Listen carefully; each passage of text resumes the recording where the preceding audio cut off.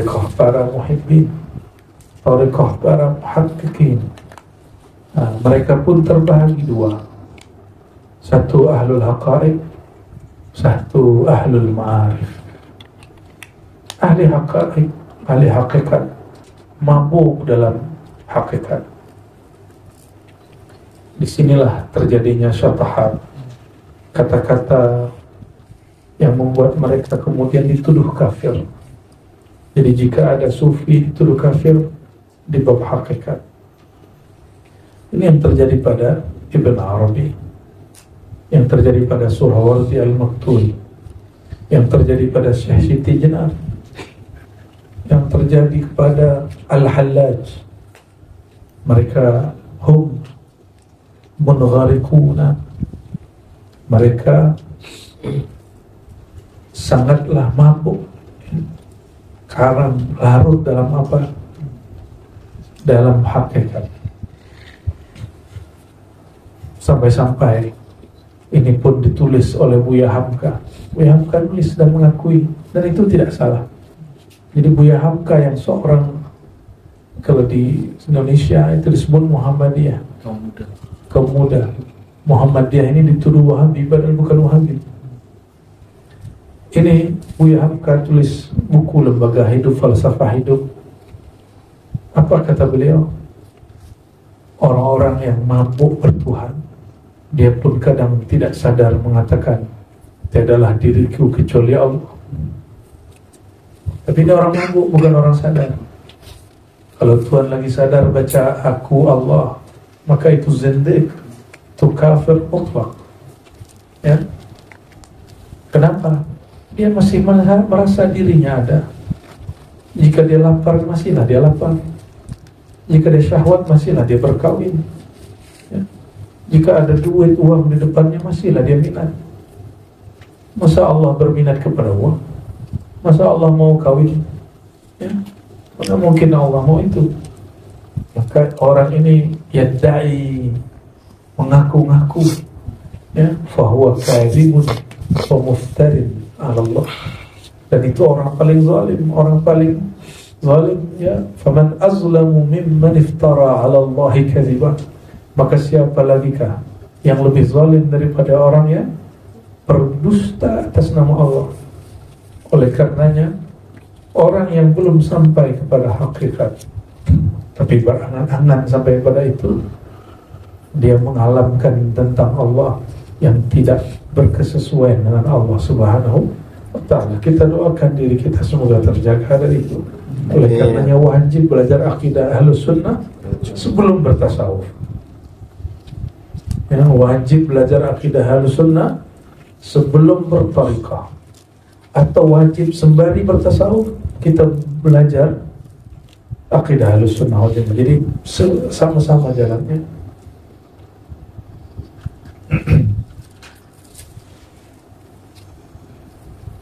Adapun kelompok kedua dari Arifin Muhibbin ini adalah mereka yang sampai kepada maqam ma'rifat. Apa kata Syekh Abdul Qadir Jilani? Ma'rifat itu majmu'ul haqaiq, kumpulan dari hakikat, itulah namanya ma'rifat. Dikumpulkan pemahaman-pemahaman yang benar itu, barulah tumbuh kemakrifatan kepada Allah. Orang bermakrifat, muncullah adab kehambaan. Jadi yang mengatakan zat aku, zat Allah, dia tidak beradab. Yang mengatakan sifatku, sifat Allah, dia tidak beradab, dia baru berhakikat, belum bermakrifat. Maksud ulama, tiadalah zat aku, yang ada hanya zat Allah. Tiadalah sifat aku, yang adanya sifat Allah. Bukan sifat aku ini adalah sifat Allah, itu tidaklah benar. Ya. Inilah makna la ilaha illallah. Tiadalah sifat aku, yang ada hanya sifat Allah. Tiadalah wujud aku, yang ada hanyalah wujud Allah secara hakiki. Maka aku ini diwujudkan oleh yang maha wujud. Jadi jangan kemudian membaca buku-buku hakikat lalu kita salah paham dan mengatakan diri kita ini Allah, ya, na'udzubillah, tsumma na'udzubillah. Kembali kepada zikir. Lalu apa zikirnya mereka? Zikir harifi, tidak lagi angka bilangan, tidak lagi menyebut semata. Mereka sudah sampai pada taraf level memandang kepada yang dizikirkan. Ya. Apabila ada orang menyebut nama, kita jumpa dia, terus dia nanya, ya misalnya saya jumpa nih Haji Azim nih, mana Haji Azim? Orangnya di depan. Artinya saya sebut nama dia, tapi saya tidak kenal kepadanya. Betapa banyak orang berzikir kepada Allah, tapi dia tidak kenal kepada Allah. Sehingga dia bertanya, manakah Allah? Ya. Dia bersalawat kepada baginda sallallahu alaihi wasallam, tapi dia tidak kenal kepada Nur Sayyidina Muhammad sallallahu alaihi wasallam. Maka dia mengatakan, Tuhan, apa caranya supaya saya mimpi bertemu Rasulullah? Berarti dia belum kenal kepada Rasulullah sallallahu alaihi wasallam. Ya. Tiadalah di alam ini wujud kecuali limpahan dari wujud Nur Muhammad sallallahu alaihi wasallam. Maka memandang alam pada hakikatnya memandang Nur Sayyidina Muhammad sallallahu alaihi wasallam. Maka berkatalah Syekh Abdul Qadir Jilani dalam risalah ilhamnya, siapa yang kenal Allah, dia tidak mungkin lagi meminta jumpa kepada Allah, karena dia selalu jumpa. Siapa yang kenal Nabi Muhammad sallallahu alaihi wasallam, dia tiada minta lagi mimpi jumpa Nabi Muhammad sallallahu alaihi wasallam. Jadi zikirnya mereka apa? Karena mereka kenal, mereka mengandang dalam zikirnya. Sama-sama baca nama Allah, sama-sama baca subhanallah. Lain bezanya adalah yang pertama sibuk dengan angka, sibuk dengan makharijul huruf. Yang kedua sibuk dengan niat-niat ingin jadi wali, ingin tenang, ingin bercahaya, ingin dapat aura dan cakra. Sedangkan yang ketiga, dia sudah kenal Allah Maha Bercahaya, sudah kenal zat yang tiada tara, maka zikirnya disebut zikir syuhudiyah. Dia menyebut dengan lisan, tapi batinnya memandang kepada yang disebut. Karena Allah tiadalah berupa seperti makhluk, tapi dia mengatakan wajahnya manusia, wajahnya Adam, itu suratul Rahman. Oleh karenanya memandang kepada wajah diri, memandang kepada wajah Allah. Limadha? Lianna wajhal insan, wajah bani Adam, muttajihun ila wajhillah. Karena wajahnya manusia, dia langsung berhadap-hadap sebenarnya dengan wajah Rahman Rahimnya Allah Subhanahu wa ta'ala. Satu kali Maulana Al-Hasan, Sayyidina Al-Hasan Al-Basri, syaka ilaihi rajulun, ada seseorang datang kepadanya mengeluhkan tentang hatinya keras. Ya Sayyidi, hatiku tidak menikmati zikrullah. Wahai Tuan Syekh, kenapa diriku tidak menikmati salat, tidak menikmati bersalawat? Apa obatnya wahai Tuanku?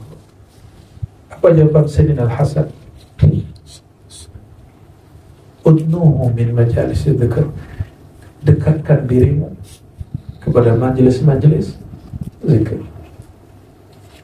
Majelis zikir ini dua, satu zikir ritual, satu zikir spiritual. Zikir ritual yang kita lakukan tadi, zikir pagi petang, ya, semua yang berhadir ini saya izinkan, ijazahkan mengamalkan wirid asas yang kita baca dan contohkan beberapa hari ini. Syahadat, lalu baca apa? Istighfar 100. Setelah syahadat baca apa? Istighfar 100. Ini zikir Nabi SAW. Yang kedua, La ilaha illallah 100. Jika kita punya waktu yang luang, lanjutkan la ilaha illallah wahdahu la syarikalah lahul mulku wa lahul hamdu yuhyi wa yumiitu wa ala kulli syai'in qadir 100. Tapi jika lagi sibuk, lagi ada urusan, lagi jika ada kegiatan lain, program lain, maka baca la ilaha illallah, ya. Dan yang ketiga, bersolawat kepada baginda SAW juga 100. Dan yang terakhir, bersolawat bertasbih kepada dengan menyebut subhanallah bihamdi subhanallah, ya. Ini yang asas. Lalu ditambahkan jika waktu luang, ya Latif 129 kali, ya Allah minimal 40 kali lah, ya, 40, 66, 70, 100, syukur-syukur 1000, ya. Tapi segitu pun cukup. Boleh dizahirkan, boleh dibatinkan. Yang dibatinkan mesti ditalqin, carilah gurunya, ya. Lalu ditutup dengan baca suratul Fatihah, dikirim kepada baginda Nabi Muhammad SAW dan guru yang mengajarkan, ya, guru yang mengajarkan. Ini disebut wirid asas. Hatta seorang Nabi Muhammad SAW tidak meninggalkan zikir ini, apalagi kita, ya. Kecuali ya Latif tambahan dari ulama berdasarkan ajaran baginda Nabi Muhammad SAW. Jadi silakan, ya, diamalkan ini pagi dan kata Imam Syazili, orang yang terhubung kepada kami, maksudnya para sufi, para wali, ada kalanya dengan cara membaca kitab mereka, ada kalanya dengan mengamalkan zikir mereka, ada kalanya dengan bersohbah, khidmat kepada mereka, ada kalanya dengan ikut suluk tarbiyah mereka. Nah, tinggal pilihlah.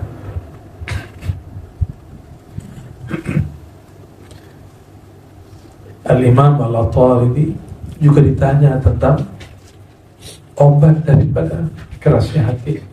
Jadi beliau ditanya, wahai Tuan Al-Ataribi, hatiku keras, apakah obatnya?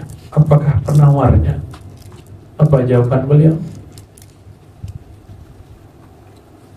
Adim adzikrillah, perbanyaklah menyebut nama Allah. Maka bolehlah kita sebut zikrullah tabibul qulub. Ini kaidah. Zikir kepada Allah penyembuh kalbu, penyembuh kalbu. Maka obat hati yang sakit, hati yang gelisah, hati yang tidak tenang, hati yang berprasangka, hati yang banyak was-was, itu obatnya adalah zikrullah. Dan zikrullah ini afdalnya kenal kepada yang dizikirkan. Oleh karenanya syarat usul ilallah al-ilm, syarat sampai ke hadirat Allah ilmu. Karena banyak orang sudah banyak zikir, sudah terbakar dengan kalimatullah, tapi dia tidak juga merasa jumpa dengan Allah Subhanahu wa ta'ala, ya. Kenapa? Karena dia berjalan tidak dengan ilmu.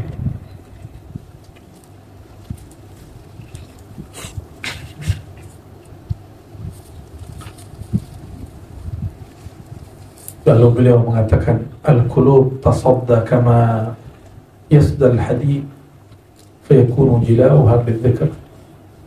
Kalbu itu juga akan ternodai sebagaimana berkarat, ya. Kalbu itu akan berkarat sebagaimana berkaratnya besi. Maka pembersihnya yang membuat dia kembali mengkilat adalah zikrullah, ya. Dan zikru Sayyidina Muhammad SAW min zikrillah, menyebut, mengingat tentang Sayyidina Muhammad SAW, bagian daripada zikrullah. Inilah bagian akhir yang mau saya sampaikan. Jika ahwal rasa terlalu kuat, perbanyaklah sholawat, karena ini menawar, ya, jazabat ruhiyah, tarikan rohani yang sangat kuat, ya. Pernah melihat orang zikir berteriak? Itu obatnya sholawat. Penawarnya adalah sholawat. Bersolawat nanti badannya, tubuhnya, jiwanya akan dilembutkan Allah Subhanahu wa ta'ala. Dan kenapa mengingat Nabi Muhammad SAW bagian dari mengenal Allah? Karena beliau di atas para wali. Wali Allah itu jika dipandang, memandangnya menghantarkan kita kepada memandang Allah. Apalagi penghulunya para wali dan nabi, Sayyidina Muhammad SAW. Maka mengingatnya, mempelajari tentangnya akan menghantarkan kita kepada mengingat Allah Subhanahu wa ta'ala. Jadi kita tidak menyembah Sayyidina Muhammad SAW, apalagi menyembah guru. Kita hanya menyembah Allahu wahdah, ya. Namun jalan untuk menyembah Allah, mengenal orang yang paling sempurna menyembah Allah. Oleh karenanya dalam tafsir Isyari, tiadalah aku menciptakan jin dan manusia, wa ma khalaqtul jinna wal insa illa liya'buduni, kecuali untuk menyembah aku. Dan itu ia adalah Sayyidina Muhammad SAW. Maka jika diterjemah, diterjemahnya, ditafsir, ditakwil, tiadalah aku cipta jin dan manusia kecuali untuk engkau, hai Muhammad SAW. Oleh karenanya kalimat laulaka ya Muhammad itu bukan hadis Nabi, itu hadis ilhami yang turun kepada seorang wali. Saat dia baca ayat ini, maka dia mendapatkan satu sir di kalbunya. Allah berkalam, laulaka ya Muhammad, kalau bukankan engkau hai Muhammad, ma khalaqtul aflaq, aku tidak ciptakan jin, manusia dan alam semesta. Wa ma khalaqtul jinna wal insa illa liya'budun, tidak aku cipta jin dan manusia, semua alam semesta, kecuali untuk engkau hai Muhammad, karena engkaulah yang paling pertama kali, yang paling sempurna, paripurna menyembah aku. Allah perlu disembah? Tidak, kita yang perlu menyembahnya, ya. Dia tidak bertambah kaya dengan sholat kita, tidak bertambah kekuasaan kerajaannya dengan zikir kita. Kita yang memerlukan Allah Subhanahu wa ta'ala. Oleh karenanya, ya, ma'rifatullah fi ma'rifatin Nabi sallallahu alaihi wasallam, mengenal Allah ada pada sir mengenal Nabi Muhammad sallallahu alaihi wasallam. Jadi jangan main-main lagi. Hidupkan majelis maulid, hidupkan majelis maulid, ya. Kalau di Jakarta kita ada malam maulid, ya. Setelah maulid kami baru tawajuh, ya. Ada malam ilmu, karena ilmu itu sirnya baginda SAW. Karena ulama dulu mengatakan hari Rabu, malam Rabu itu malam nur, malam ilmu. Maka kami hidupkan mulai daripada asar hari Selasa, pagi, esok, petangnya Rabu, kita hidupkan sampai tengah malam. Kita mengkaji ilmu. Silakan cari waktu, cari time-nya di majelis-majelis. Mesti ada majelis ilmunya, mesti ada majelis salawat dan zikrullahnya. Jadi ada 3 yang penting: majelis ilmu, majelis salawat, majelis tawajuh zikrullah, ya. Terserah dikasih nama apa, yang penting isinya itu, ya. Majelis ilmu disebut misalnya kuliah, apa namanya, kuliah ma'rifat, boleh. Majelis salat disebut majelis mahabbah, silakan. Majelis tawajuh disebut apa? Majelis maghfirah, boleh. Majelis taubah, itu hanya nama, ya. Nasinya nasi santan. Di Jakarta namanya nasi uduk, di Bandung namanya nasi liwet, sampai di sini nasi lemak. Ya, sama lah, kita suka semua. Yang lain nanti di lauknya, tambahan-tambahannya. Nah, itu yang disebut thariqah. Thariqah itu bahannya sama, yang lain itu, yang berbeza itu adalah penyajiannya, ya, dan perasaan orang yang sedang mencicipinya, ya. Oleh karenanya kita kadang-kadang menyalahkan makanan, padahal lidah kita yang sedang panas dalam, ya. Orang sedang panas dalam, dapatkah ia menikmati sesajian? Ya, dapatkah dia menikmati apa yang dihidangkan di depan? Tidak. Maka jangan salahkan makanan di hadapanmu. salahkan lidahmu dan mulutmu yang sedang berpenyakit. Ya. Jangan salahkan zikir dan gurumu, tapi salahkan dirimu yang sedang bernoda, qalbumu yang sedang berpenyakit. Fi qulubihim maradun, qalbu mereka berpenyakit. Jika az-zikru qutul qulub, zikir itu makanan hati, maka bagi orang yang sedang sakit, zikir itu tabibul qulub, obat dulu. Mana ada obat yang manis? Nah, obat manis atau pahit? Pahit. Oleh karenanya, bertahan, bersabarlah atas pahitnya obat. Nanti kita akan merasakan manisnya zikrullah. Ya. Namun jika orang mengatakan, wah saya sudah pahit, ya sudah, dia tidak akan menikmati itu sampai mati. Ya. Na'udzubillah, tsumma na'udzubillah. Semoga ini, karena ini majelis penutup pada rihlah mahabbah kami bermohon kepada Allah Subhanahu wa taala, semoga majelis ini diberkahi, tempat ini diberkahi, Opa dan semua ahlul majelis, ahli khidmat, Allah berkahinya. Dan kami jika ada yang tidak berkenan, telah membuat sibuk, merepotkan, nasta'afu minkum, kami dari hati yang paling dalam memohon maaf atas semua kesalahan, kekurangan, karena yang sempurna hanyalah Allah, lalu sempurnanya turun kepada Rasulullah.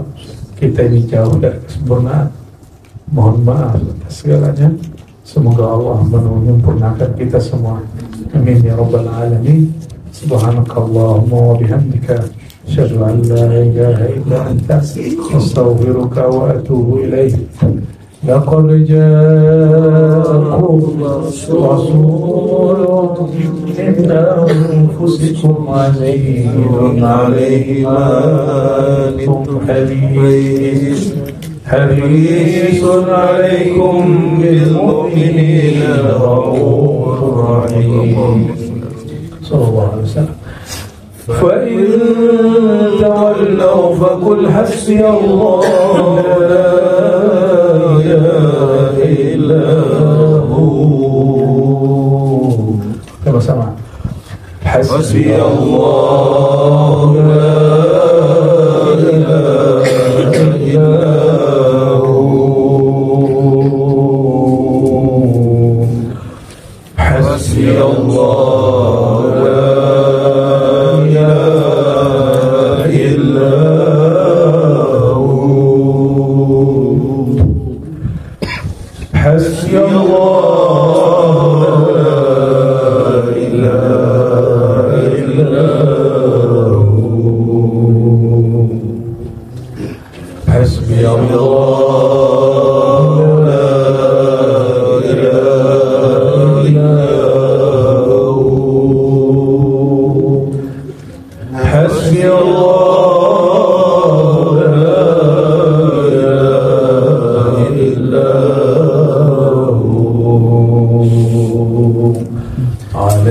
توكلت وهو رب العرش العظيم.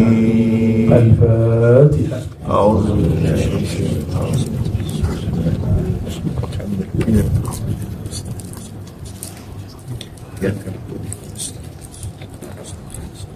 سبحانك اللهم وبحمدك أشهد أن لا إله إلا أنت أستغفرك وأتوب إليك.